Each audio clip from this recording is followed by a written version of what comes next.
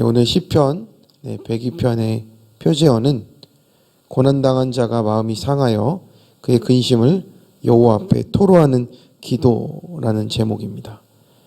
그래서 이 시편을 기록한 사람이 누구인지는 잘 알 수는 없지만 이 시편을 기록한 시인의 상태가 어떠한지는 표제어를 보면은 좀 충분히 알 수가 있습니다. 그래서 표제어에서 이 고난당하다의 단어는 아주 무거운 것으로 짓누르다라는 뜻이고, 특별히 이제 경제적인 어려움을 겪을 때 사용했던 말입니다. 그래서 시인은 이제 경제적으로 극심할 정도로 가난한 상태입니다. 상대적인 것이 아니고 절대적으로 가난합니다. 하루 벌어서 하루 사는데 하던 일이 갑자기 없어지고 몸까지 아파서 다른 일을 찾을 수도 없는 그런 빈곤한 상태를 말합니다.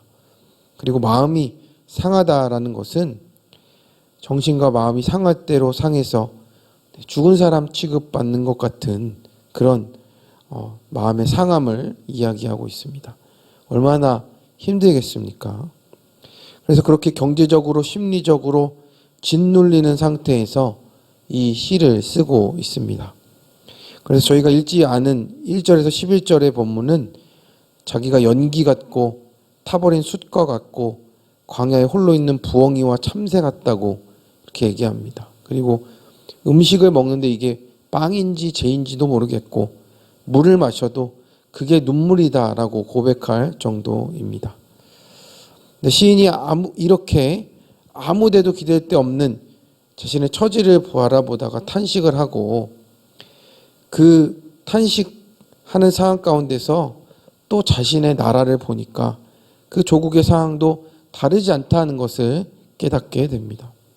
그렇게 소망이 보이지 않는 자신과 또 그 조국의 상황을 보면서 그 속에서도 하나님께서 회복시키실 약속을 확신하면서 자신의 고통과 이 자신의 그 유다의 그 바빌론의 포로의 경험을 이 시로 쓰면서 회복을 소망하고 있습니다.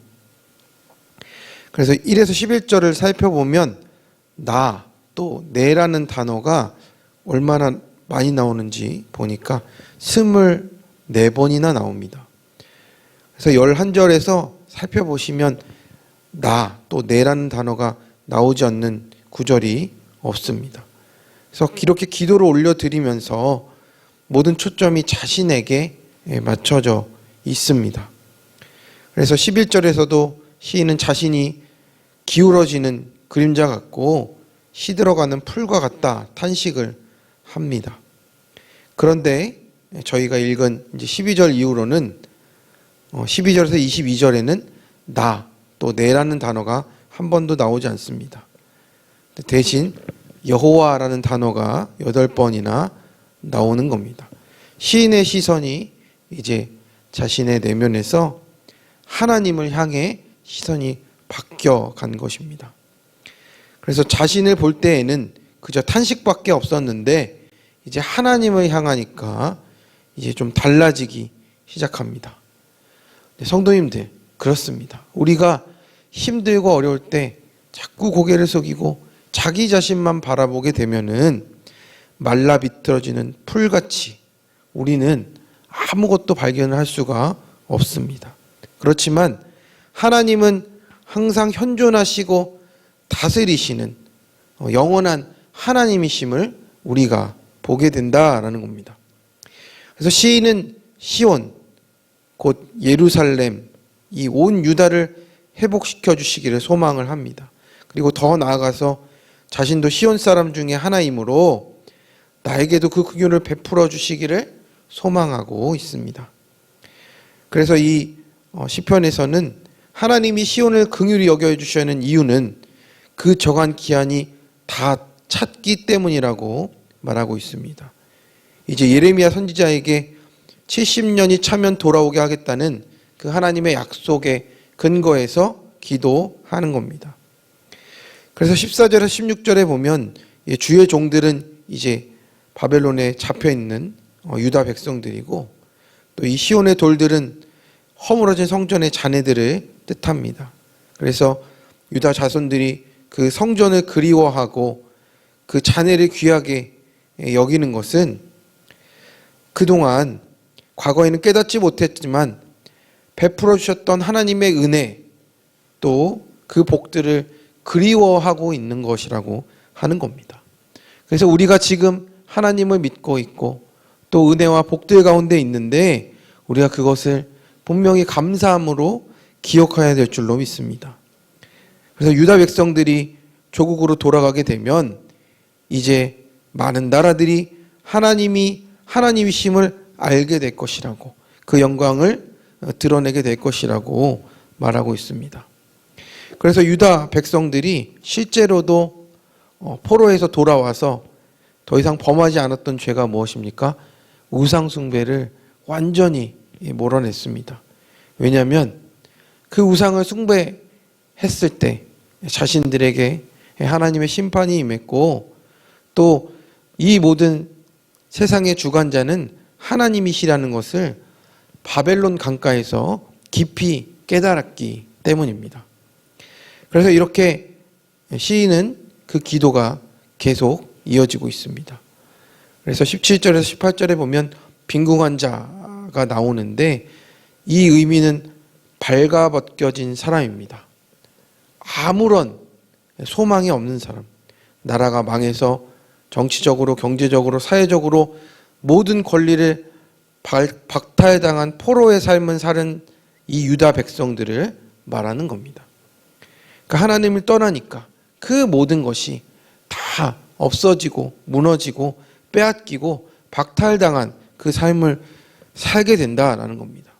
그래서 그 기도를 들어주시기를 간구하면서 하나님을 외면하고 그 뜻을 따르지 않는 삶을 살게 되면 어떻게 되는지 기록하라고 하고 있는 겁니다. 우리도 우리의 삶 속에 하나님을 떠난 우리의 삶을 기록해 봐야 한다라는 겁니다. 나는 괜찮겠지가 아니고 우리의 삶 속에서 내가 하나님을 떠난 부분은 없는가? 내가 하나님을 외면하며 살아가는 것은 없는가? 그것이 우리의 삶을 모든 것을 박탈당하게 하는 그 무서운 지경에까지 이르게 할 수 있다는 것을 우리가 항상 기억해야 한다라는 겁니다. 그래서 19절에서 22절에 보면 하나님께서는 성소 높은 곳에서도 굽어보시고 또 땅을 살펴보시는 분이라고 말씀하고 있습니다. 유한한 우리와는 달리 영원하신 하나님께는 가능하지 않은 것이 없다라는 겁니다. 그래서 하나님께서 우리를 굽어보시고 또 살펴보시면서 갇힌 자들의 탄식을 들으시고 죽게 된 사람들을 풀어주시며 그것이 하나님의 이름과 영예가 선포되게 한다고 오늘 말씀하고 있는 겁니다. 그래서 23절에서 28절에 다시 시인은 자신에게 또 시선을 돌리게 됩니다. 그런데 1절에서 11절과의 시선과는 전혀 다릅니다. 이제 23절에 중도에라는 말은 인생길을 가는 중에, 또 쇠약하다라는 말은 무거운 것으로 짓누르다라는 뜻이고, 또 짧게 하다라는 것은 배다라는 뜻입니다. 그래서 인생의 중년을 살고 있는데 하나님이 자신을 짓누르시는 것 같고, 이게 추수 때 벼가 베이는 것처럼 뿌리가 잘린 것 같은 시간을 보내고 있다라는 겁니다. 그래서 지금 이 중년기인 이 시간에 자신을 데려가지 않으시면 좋겠다고 이렇게 말하고 있는 겁니다. 그래서 시인이 이 말을 하는 이유는 이렇습니다. 주님의 연대는 무궁하신데 나를 지금 데려가시나 나중에 데려가시나 하나님께 똑같지 않습니까? 그런데 저한테는 그렇지는 않습니다 라고 하는 겁니다. 그래서 우리가 이 인생을 살다 보면 중한 질병으로 인해서 또 하나의 어떤 어려움으로 인해서 중년의 인생이 맞춰지는 사람도 있고, 또 삶 속에 크고 작은 일로 중년의 인생이 무너지는 사람들도 있습니다. 그런데 더 무서운 것은 우리가 무분별하게 삶을 방치했다가 무너지는 사람이 더 많다라는 겁니다. 그래서 이런 시기에 우리는 하나님의 말씀에 자신을 묶어서 말씀에 순종하는 삶을 사는 것이 진정으로 견고한 삶이라는 것을 우리는 알 수가 있습니다. 우리 25절에서 27절의 말씀을 한번 같이 읽어보도록 하겠습니다. 주께서 옛적에 땅에 기초를 놓으셨사오며 하늘도 주의 손으로 지으신 바니이다. 천지는 없어지려니와 주는 영존하시겠고 그것들은 다 옷같이 낡으리니 의복같이 바꾸시면 바뀌려니와 주는 한결같으시고 주의 연대는 무궁하리이다. 그래서 이 구절에서는 영원하신 하나님 그리고 하나님의 영원하심을 강조하는 것입니다. 시인이 이렇게 고백하는 것은 비록 나라가 망하고 수많은 동포들이 포로 생활을 하고 있고 자신의 몸과 삶도 만신창이가 되어 있어서 그것이 끝나지 않을 것 같아도 영원하신 하나님께서 끝나게 해주실 것을 신뢰한다라고 고백하는 겁니다. 그래서 오늘 시편은 이렇게 마무리됩니다. 주의 종들의 자손은 항상 안전히 거주하고 그의 후손은 주 앞에 굳게 서리이다 하였도다. 그래서 종의 삶을 주인이 책임져 주듯이 주인이신 하나님께서 유다의 백성들을 책임지시고 지켜주셔서 그 약속의 땅에서 살게 하실 것을 소망하고 있습니다. 그래서 그의 후손도 하나님 앞에 굳게 서기를 소망하고 있습니다. 그런데 이 표현은 수동태로 되어 있습니다. 그래서 내 능력으로 되는 것이 아니라 하나님께서 그렇게 세워주실 것을 소망하는 겁니다. 그래서 그 안에서 우리가 우리의 삶을 굳건히 세워가기를 원합니다. 오늘 본문에서 시인은 이제 표제어처럼 고난을 당하고 마음이 너무나 상해 있습니다. 탄식에 빠져 있습니다. 그런데 그렇게 거기서 끝내지 않고 그 중에도 영원하신 하나님을 바라보게 됩니다.